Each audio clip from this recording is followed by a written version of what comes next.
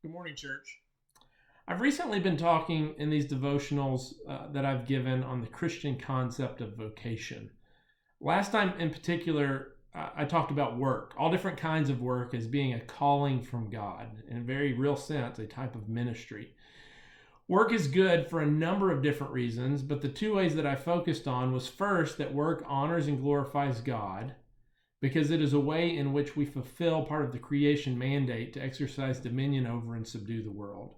And then second, work is good because through it we are able to love and bless our neighbor by providing a good for them.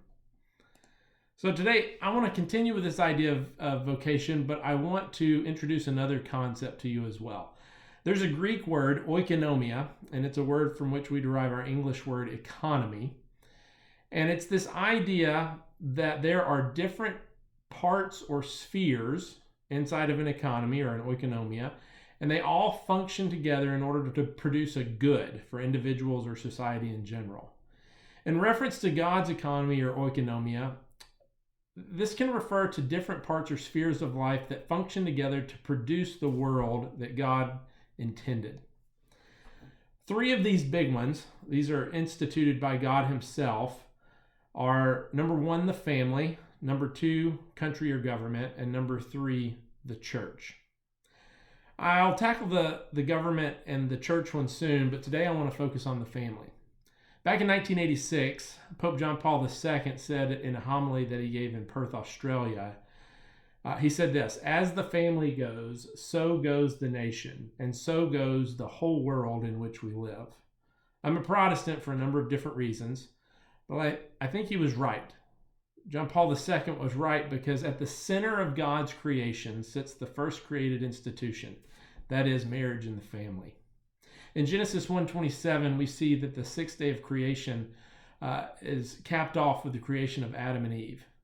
In the second chapter, it kind of zooms in on the creation of Adam and Eve, and we see that God institutes marriage between this man and woman, Adam and Eve. In Genesis 2:24, we see that man is to bond with his wife, becoming one flesh.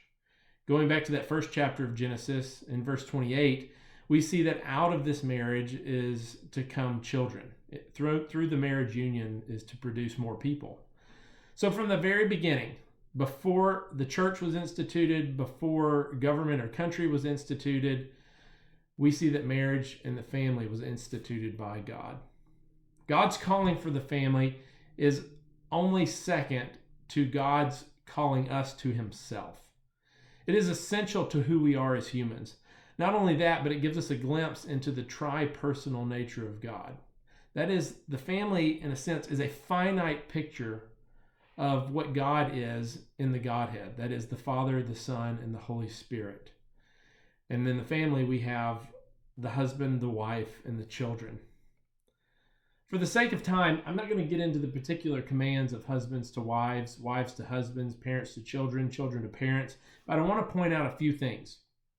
The calling to family should be characterized by love. That is, in a family, we are called to place the good of others above ourselves. While the context of the verse that I'm about to read is in relation of people within the church, Paul tells us in Philippians chapter 2, verse 4, instead of each person watching out for their own good, watch out for what is better for others. Depending on the relationship, we see love in the family through service, submission, honor, respect, and obedience. Let me close with this. Sin has brought strife to marriage and the family. That's been the case since the fall in Genesis chapter 3. But today the world is doing everything it can to destroy these fundamental God-established institutions. So we as the church, what we have to do is stand firm and uphold what God has established. I'm praying for you. I'm praying for your family. I'm praying for you in your relationship to your spouse, your relationship to your children, to your parents, to your siblings.